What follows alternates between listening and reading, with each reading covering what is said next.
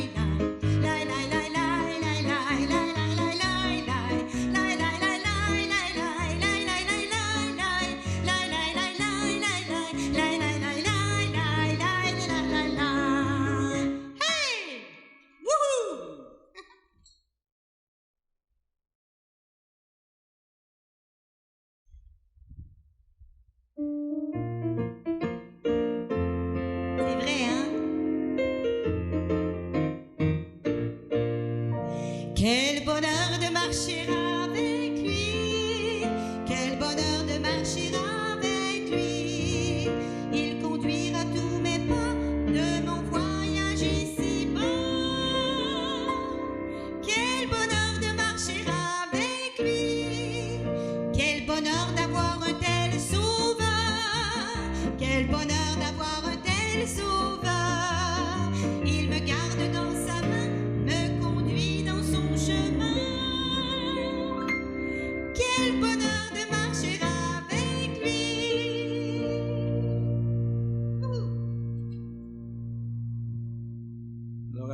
chanté le chant de conclusion.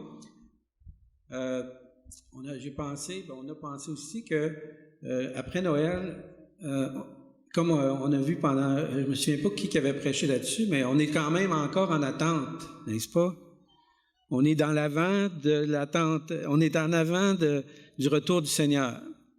Et on a pensé que le dernier chant, ça pourrait être encourageant justement dans ces temps-là, les temps qu'on vit, de pouvoir avoir les yeux fixés sur le retour du Seigneur, de savoir qu'un jour Jésus va revenir et qu'on va être délivré de tous nos soucis.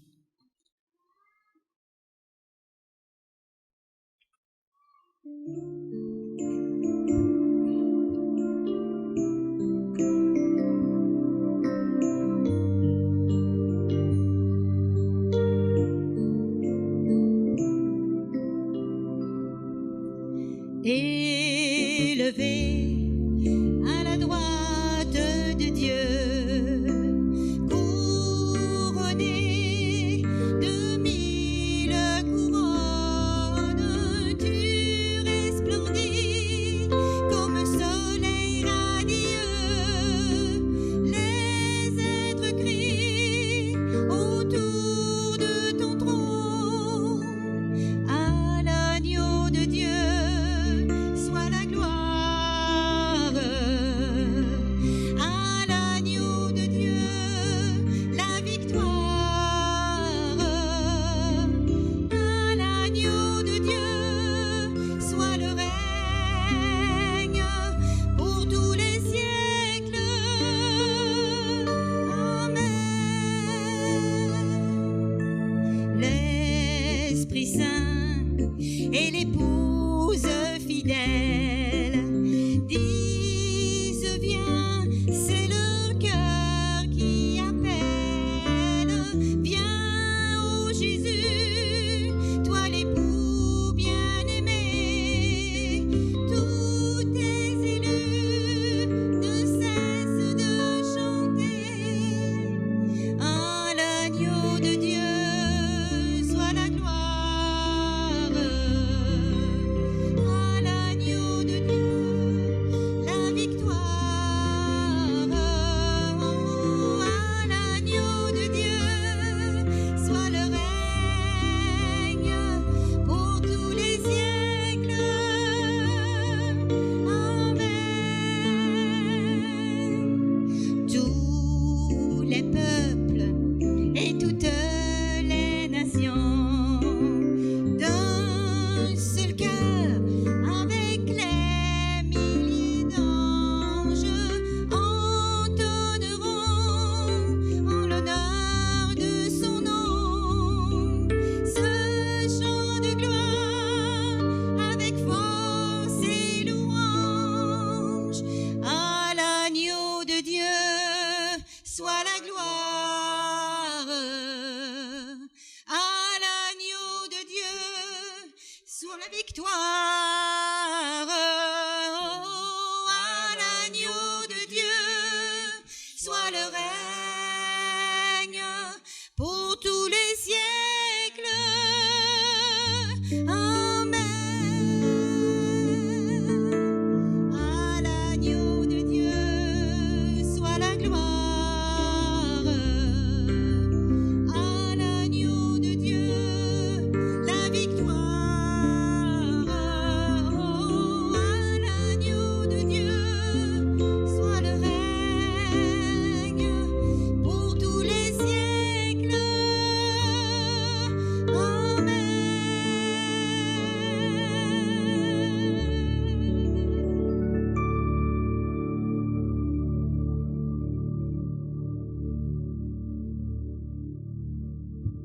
Amen. Alors, j'ai invité Mathieu pour les annonces.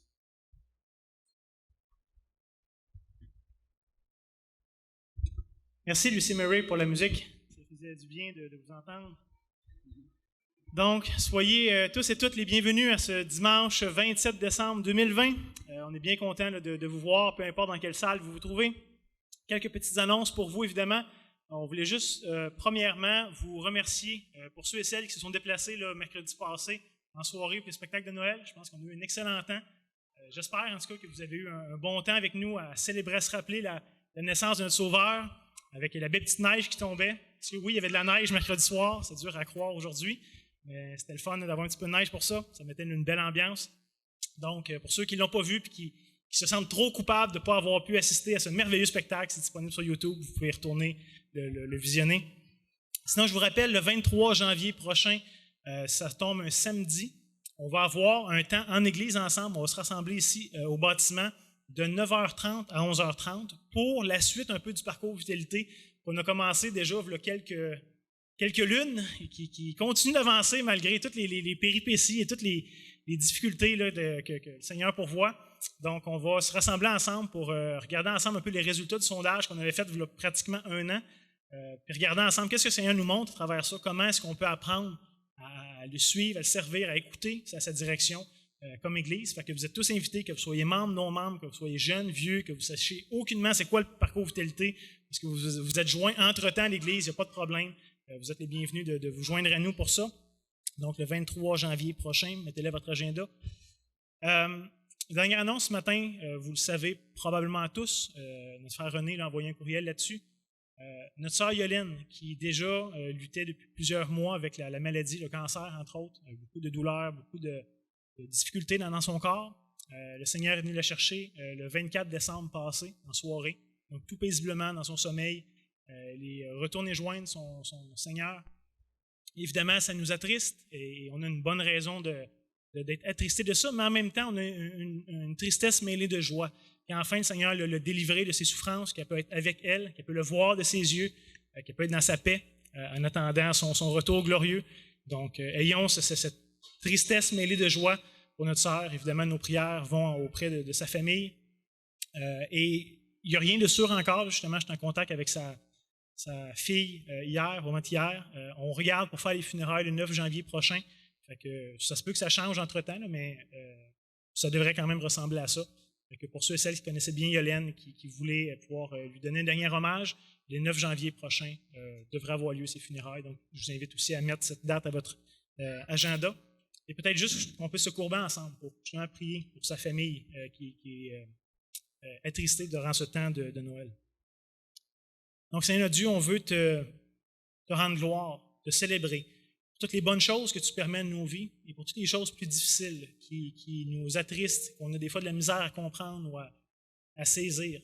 Seigneur, on veut te rendre grâce que tu es revenu chercher Yolène selon ta promesse, que tu ne l'as pas abandonnée, qu'elle n'était pas seule à ce moment ultime de son décès, mais au contraire, que tu étais là avec elle. Seigneur, quelle espérance tu nous donnes. La mort est terrible quand on n'a pas d'espérance de résurrection, quand on n'a pas d'espérance d'être avec toi un jour. Ça reste un ennemi final et ultime. Tandis que, Seigneur, tu nous dis que tu as déjà vaincu, toi, ce dernier ennemi. Et que malgré qu'on va tous mourir un jour, tu nous promets une nouvelle vie avec toi. Enfin, qu'on va être débarrassé de ce corps de mort, de ce corps de chair qui nous empêche d'être près de toi, de te servir de tout notre cœur, Seigneur. Donc, on s'accroche à tes promesses. Et comme je disais, on a une tristesse mêlée de joie. Parce que ça nous rappelle cette assurance que tu nous donnes, qu'un jour on va régner avec toi, parce que tu vas revenir enfin. Donc, Seigneur Jésus, merci de ce que tu règnes en ce moment. Tu n'es pas en train d'acquérir ton règne, mais ton règne est total, parfait. Et on attend juste la manifestation de ton règne. Donc, reviens bientôt, Seigneur Jésus. On veut prier justement pour ceux et celles qui sont tristes, les gens de sa famille proche, les amis qui pleurent ce décès. Seigneur, puisses-tu te révéler à eux, puisses-tu leur donner cette joie, cette assurance que toi seul peux donner dans cette vie. Et déjà, prépare, aide-nous à préparer ces derniers moments, ces funérailles, parce qu'on va pouvoir célébrer ta bonté, ta fidélité à l'égard de notre sœur, et que ça va être un témoignage puissant en ta faveur, Seigneur, que ça va te donner gloire. Et aussi, on aimerait, Seigneur, te demander ce matin d'accompagner notre frère Patrice qui va amener la parole, que tu puisses préparer nos cœurs à la recevoir avec douceur, avec humilité, qu'il puisse produire le fruit que tu veux produire dans chacune de nos vies. Accompagne-le, Seigneur, de nuit ta puissance, ta clarté, que ton Saint-Esprit l'accompagne et qu'on ait la joie d'entendre ta sainte parole encore aujourd'hui. C'est pour ça, Seigneur, qu'on se rassemble pour t'adorer, pour te remercier et pour t'entendre. Donc, puisses-tu parler avec puissance à chacun d'entre nous. Je te demande en ton nom, Seigneur Jésus. Amen. Donc, comme je l'ai dit, ce matin, on a un prédicateur spécial qui a fait des milliers de kilomètres pour venir nous rejoindre. Ils ont quitté la France il y a 2 semaines, ils ont fait le temps de quarantaine, inquiétez-vous pas, tout est correct. Donc, Patrice et Mélina, on est très heureux de vous avoir avec nous ce matin. Patrice, on a hâte d'entendre ce que le Seigneur a mis sur ton cœur pour nous.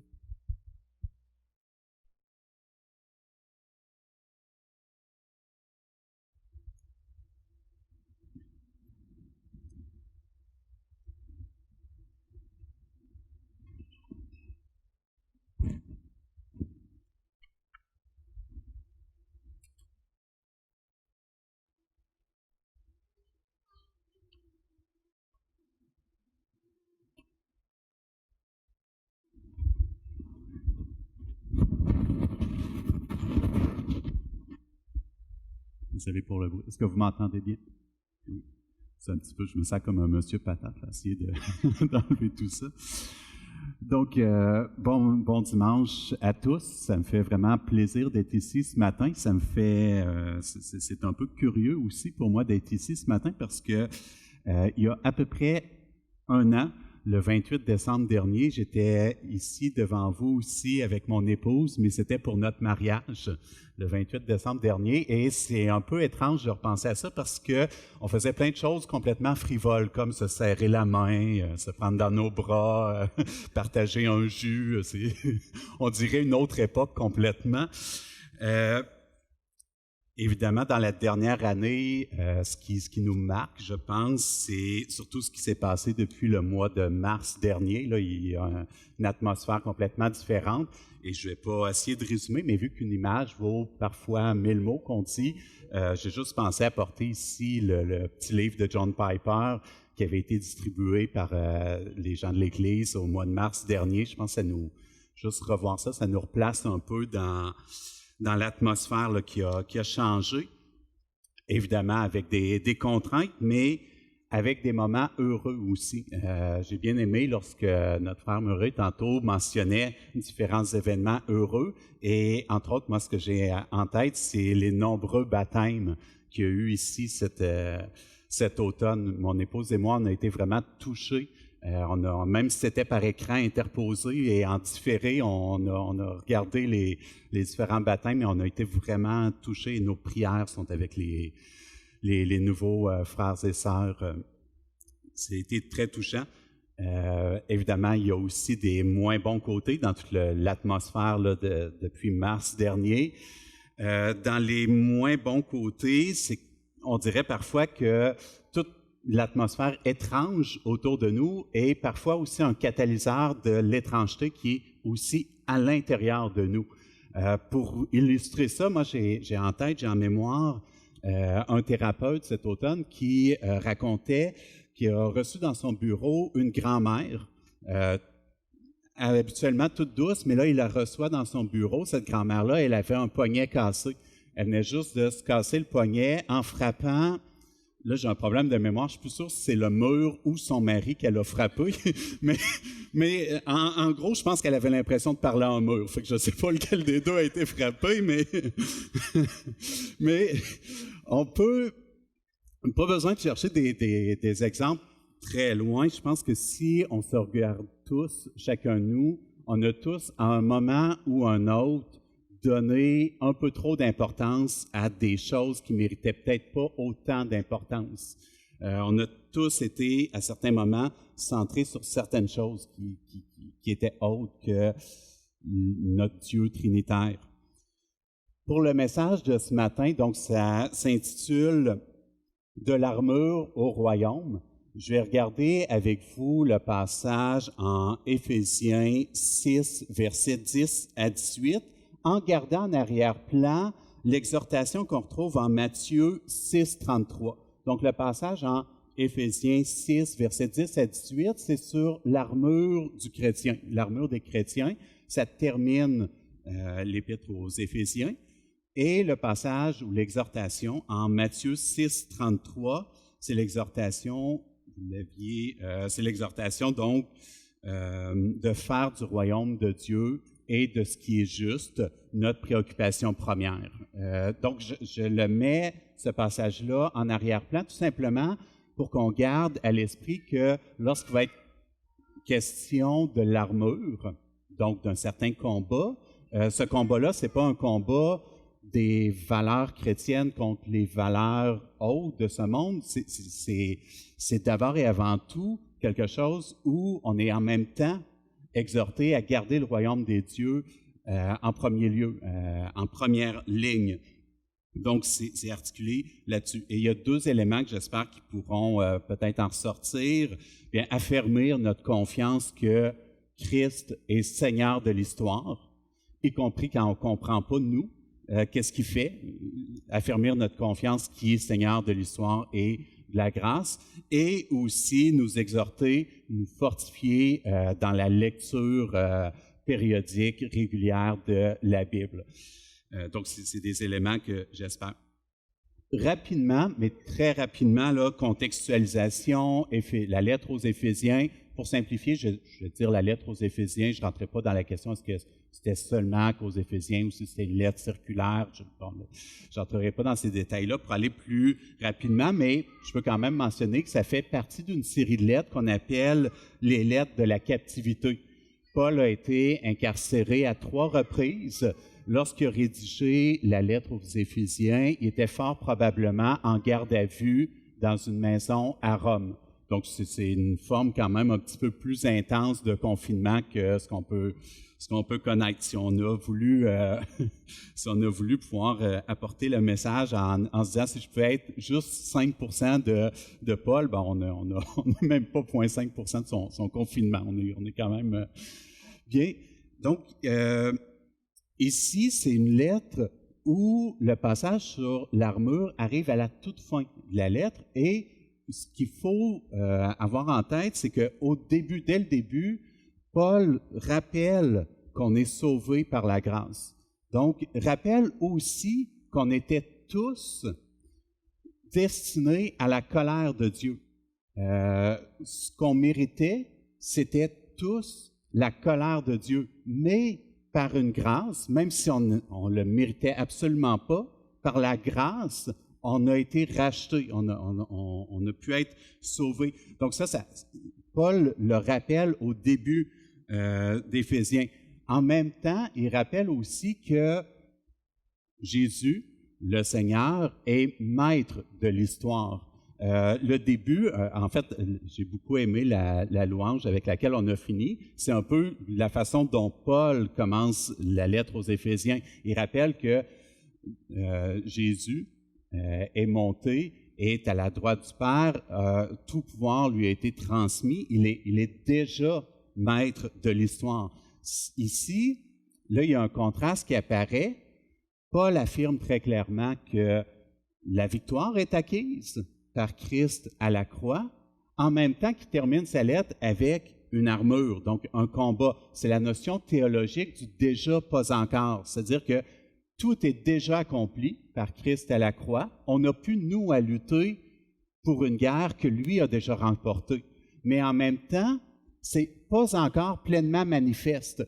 Une illustration de ça qui est assez célèbre, c'est l'illustration du théologien Oscar Cullmann, donc qui a enseigné au milieu du 20e siècle, et il parlait, pour prendre une image, là, toute image est nécessairement imparfaite, mais il parlait, par exemple, du jour J et du jour V lors de la Deuxième Guerre mondiale. Le jour J, c'est le jour du débarquement des forces alliées en Normandie. À partir de ce moment-là, il y a une direction qui est prise où la victoire est assurée. Mais en même temps, il y a encore des combats, même parfois les combats les plus sanglants. Mais l'armistice a lieu le jour V en 1945. Donc ici, évidemment, toutes les images sont imparfaites. Là, on peut amener des remarques, mais donc, dans le contexte, Paul nous rappelle aux Éphésiens clairement qu'il y a une victoire acquise par Christ, mais il y a encore des combats à venir.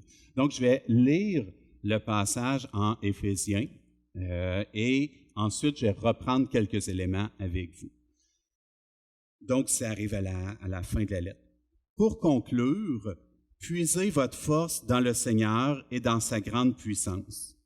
Revêtez-vous de l'armure de Dieu afin de pouvoir tenir ferme contre toutes les ruses du diable, car nous n'avons pas à lutter contre des êtres de chair et de sang, mais contre les puissances, contre les autorités, contre les pouvoirs de ce monde des ténèbres et contre les esprits du mal dans le monde céleste.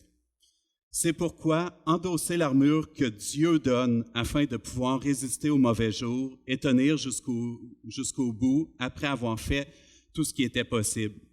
Tenez donc ferme, ayez autour de la taille la vérité pour ceinture et revêtez-vous de la droiture ou de la justice en guise de cuirasse. Ayez pour chaussure à vos pieds la disponibilité à servir l'Évangile de la paix. En toutes circonstances, saisissez-vous de la foi comme d'un bouclier, avec lequel vous pourrez éteindre toutes les flèches enflammées du diable. Prenez le salut pour casque et l'épée de l'Esprit, c'est-à-dire la parole de Dieu. En toutes circonstances, faites toutes sortes de prières et de requêtes sous la conduite de l'Esprit. Faites-le avec vigilance et constance et intercédez pour tous les membres du peuple saint.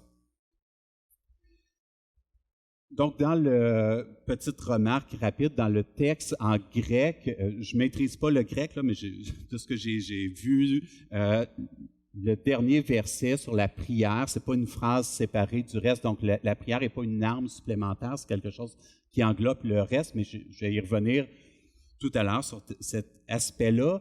Il y aurait aussi différents liens qu'on pourrait faire entre ce passage-là et l'Ancien Testament, notamment dans Ésaïe 59, 17. Donc, vous avez les passages. Je ne vais pas les reprendre vu que c'est une méditation familiale ce matin, mais l'image de l'armure, elle n'est pas nouvelle. Paul réinvestit des éléments qui étaient déjà présents dans l'Ancien Testament.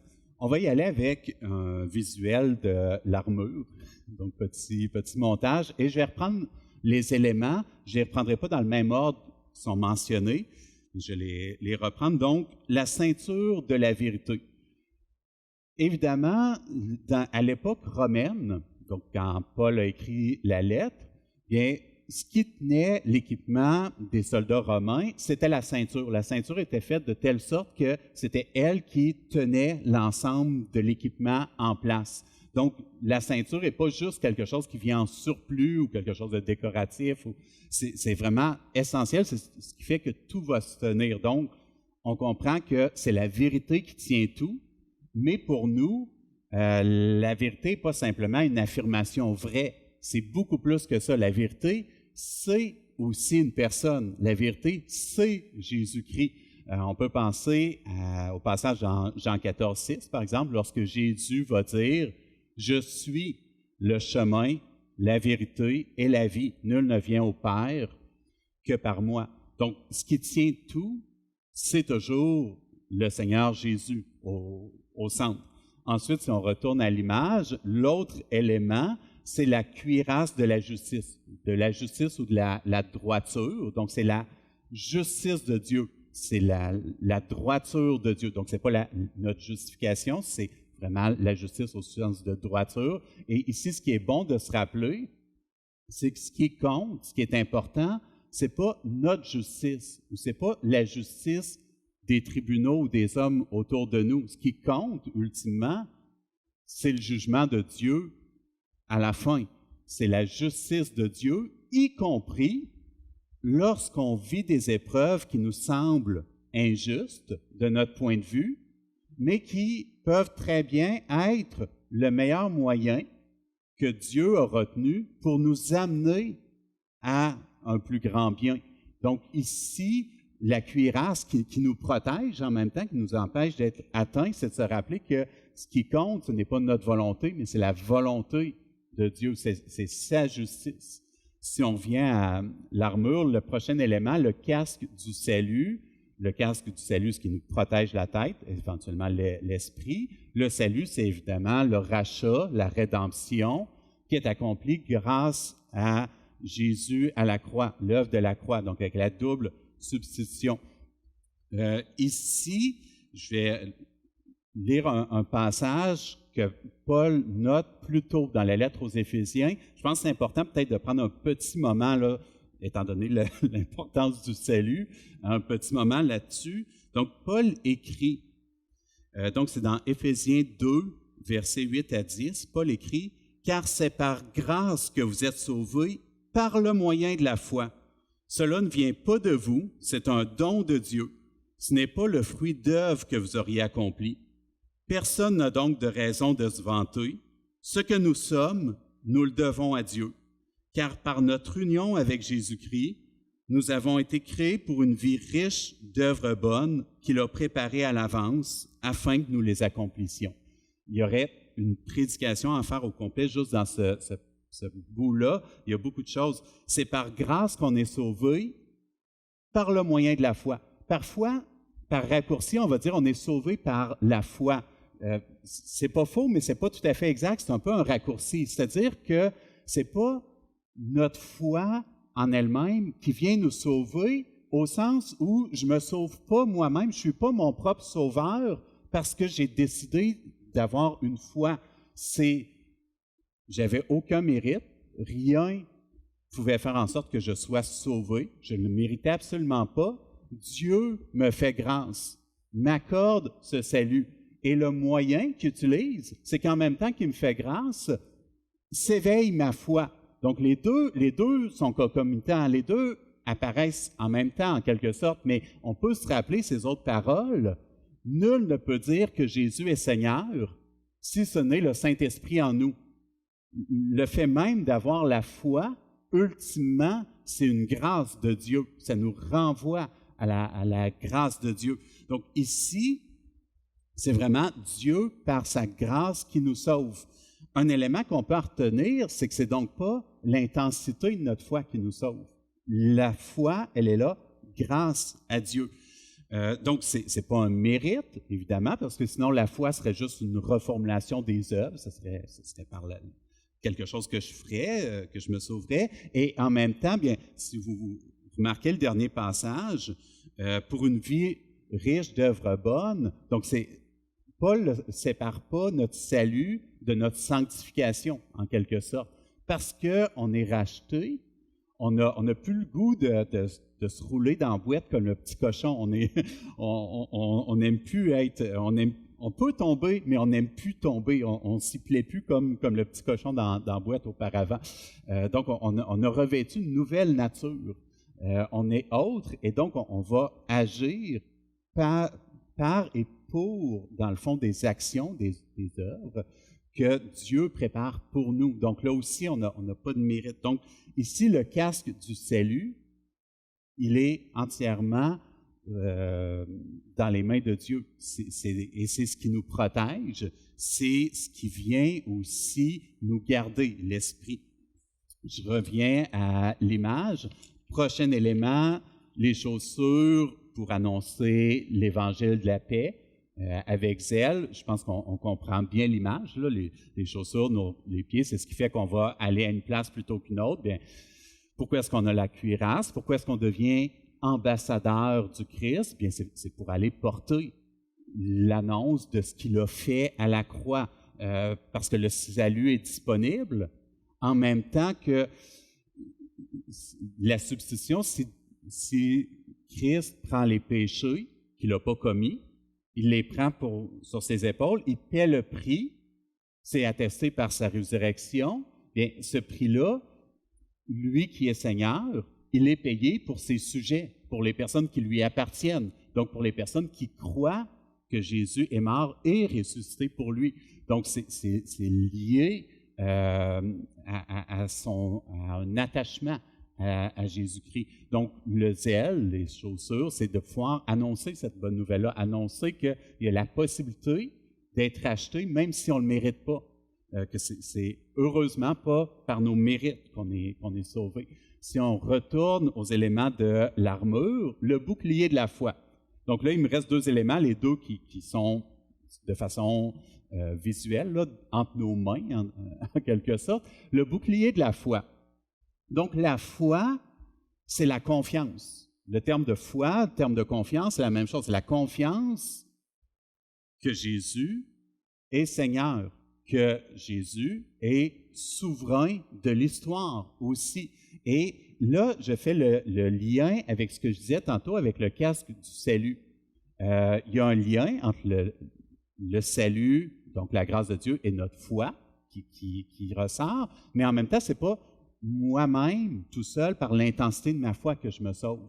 Donc, ça veut dire qu'il Il y a des jours où ma foi est ardente, elle est brûlante. Et il y a des jours où ma foi elle est plus vacillante. Je suis préoccupé par plein de choses, puis ça, c'est à côté. Mais ces jours-là, que ça soit ardent, brûlant ou plus vacillant, je suis tout autant sauvé quand c'est intense que quand ça ne l'est pas. Parce que heureusement, et merci Seigneur, c'est pas l'intensité de ma foi qui me sauve. Donc, ici, le bouclier, qu'on le brandisse avec une foi ardente ou qu'il soit baissé, ne changera pas notre salut. Mais qu'est-ce que ça va changer? Si on prend l'image de l'armure, à l'époque, donc, l'ennemi pouvait envoyer des flèches enflammées. Et le bouclier, trempé dans l'eau, servait à arrêter les flèches. Si ma foi est plus faible une journée, c'est comme si je baissais le bouclier. Eh bien, pour garder l'image, j'en mourrai pas. Je vais être protégé par la justice de Dieu, la cuirasse.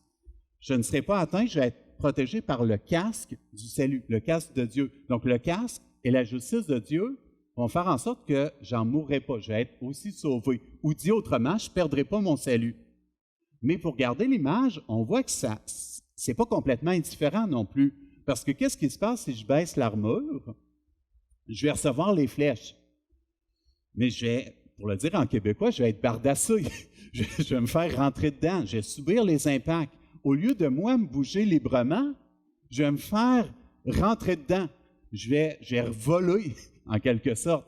Et finalement, c'est l'ennemi, par ses tirs, qui va me contrôler ou qui va me faire déplacer. Même s'il ne pourra pas m'enlever mon salut, je vais être un peu une marionnette. Il y a une image que Paul utilise plutôt dans la lettre aux Éphésiens. En Éphésiens 4, verset 14, c'est dans un contexte où il rappelle les dons que Dieu donne à chacun des membres de son peuple. Et il nous appelle à nous fortifier, nous édifier les uns les autres. Donc, c'est pas juste pour nous-mêmes, les dons sont donnés au peuple pour qu'on s'édifie entre nous.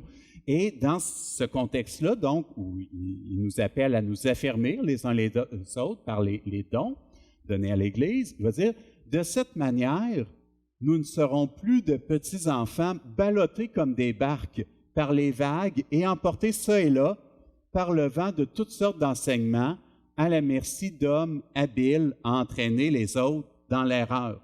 C'est la fonction un peu du bouclier en s'exhortant, en affermissant notre confiance que Jésus est Seigneur, même quand tout semble étrange, même quand ça ne se passe pas comme nous, il nous semble que ça serait juste que ça se passe.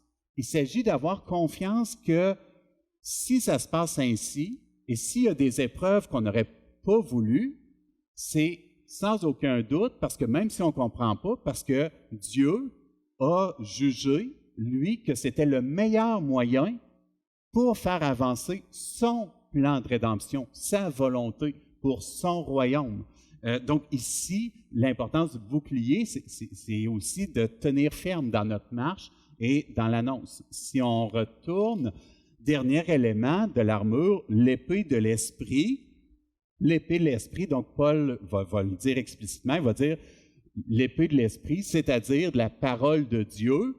Nous, on a une grâce supplémentaire par rapport au premier destinataire de cette lettre-là, c'est qu'on a sous la main, en traduction dans notre langue, l'ensemble des livres de la parole de Dieu. On a un avantage supplémentaire par rapport aux gens de cette époque-là. La totalité du Nouveau Testament est écrite, elle nous est accessible facilement dans notre langue. Donc, l'épée de l'esprit ou de la parole de Dieu, bien, on comprend l'image aussi, c'est que si on a à l'esprit, à cœur, la parole de Dieu objective telle qu'elle a été révélée dans la Bible, on peut aussi s'en servir, non pas juste comme le bouclier pour arrêter les attaques de ce qui nous dérange, mais aussi pour faire reculer, pour gagner une paix, pour gagner une tranquillité. On crée comme une bulle de tranquillité autour de nous grâce à l'épée, grâce à la parole qui vient nous réconforter, qui vient nous encourager, qui vient nous édifier, qui vient combler ce dont on a besoin au moment où on en a besoin. Donc ici, c'est dans un tout autre contexte, là, mais je repensais à la parole du prophète Osée. Donc, c'est dans l'Ancien Testament. C'est pas le même contexte, mais je pense qu'il y a peut-être des éléments, vous l'avez en fait ici, quand il va dire, c'est les mots, c'est les paroles de l'Éternel qui rapportent. Donc, l'Éternel va dire, oui, mon peuple périt faute de connaissance, parce que vous, les prêtres, les enseignants, les porteurs, vous avez rejeté la connaissance. Et là, c'est pas n'importe quelle connaissance, c'est la connaissance de la parole, c'est la connaissance de Dieu. Donc, évidemment, à partir du moment où on est dans l'autre époque, après Jésus, là, il y a des choses qui sont différentes, mais ici, ça doit nous parler. En fait, pour pas être en train de se faire rentrer dedans ou se faire bardasser, il est important de se nourrir de cette connaissance-là, de la parole de Dieu. Et quel est notre meilleur accès à la parole de Dieu? Bien, c'est dans la parole qu'il a livrée à tous, dans les Écritures qu'il a guidées, qu'il a inspirées, donc dans la Bible, dans l'ensemble des livres. Et dernier élément qui vient comme englober le tout, la prière. Donc, la prière, ici, la prière, il va dire, donc, c'est l'idée de prier en esprit. Ici, dans le grec, donc je ne maîtrise pas le grec, là, mais quand je regardais les commentateurs, donc faisaient remarquer que le passage, c'est la même phrase. Le verset 18, c'est la même phrase que ce qui précède. Donc, ce n'est pas simplement un élément supplémentaire. Qu'est-ce qui précède? C'est qu'il va dire, il va mentionner, saisissez-vous de l'épée de l'esprit, qui est la parole de Dieu. Et ensuite, il va dire, ayez toutes sortes de prières par l'esprit. Donc, des prières qui peuvent être de toutes sortes pour exprimer nos besoins. Il n'y a pas de limitation, mais en même temps, c'est quelque chose où il ne s'agit pas de prier simplement pour notre volonté, mais dans la continuité de la volonté du Père, du Seigneur. Donc, il va évidemment souligner toute l'importance de prier avec vigilance, avec constance, et pour les autres, pour les uns et les autres, pour s'édifier aussi en tant que peuple, en tant que communauté, nous qui appartenons au Seigneur, au Christ. Ensuite, simplement pour conclure, dernier élément, pourquoi l'armure? Je l'ai mentionné au début, la victoire a déjà été acquise à la croix. Donc, d'une certaine façon, même s'il y aurait des nuances à faire, ce n'est plus notre combat au sens où on n'a pas à remporter la victoire à la place de Jésus. Il l'a fait, on va pas mener une bataille qui est déjà gagnée, puis en plus, on ne va pas aller se substituer. Donc, pourquoi le besoin de cette armure-là, si la victoire, elle est déjà acquise? Il y a le pas encore aussi, mais d'une certaine manière, l'armure, elle est d'abord et avant tout pour nous préserver dans notre marche vers le royaume de Dieu. C'est d'abord pour nous préserver dans les combats de notre sanctification. Christ veut qu'on soit sanctifié. Il y a les images, par exemple, dans l'Apocalypse, quand il va parler de l'Église, qui est comme l'épouse, la mariée, et qui va se revêtir de blanc, qui va se faire belle pour son époux qui est Jésus, qui est le Christ. Et il y a cette exhortation-là ou cet appel-là à ce que chacun d'entre nous soit graduellement sanctifié. Évidemment, c'est très, très graduel, là. Au jour le jour, on ne le voit pas du tout. Puis quand on se regarde nous-mêmes, on se dit « sanctifié », moi, pas du tout, mais c'est l'objectif, c'est l'horizon et l'armure. Elle est d'abord pour nous, pour justement pouvoir résister à tout ça.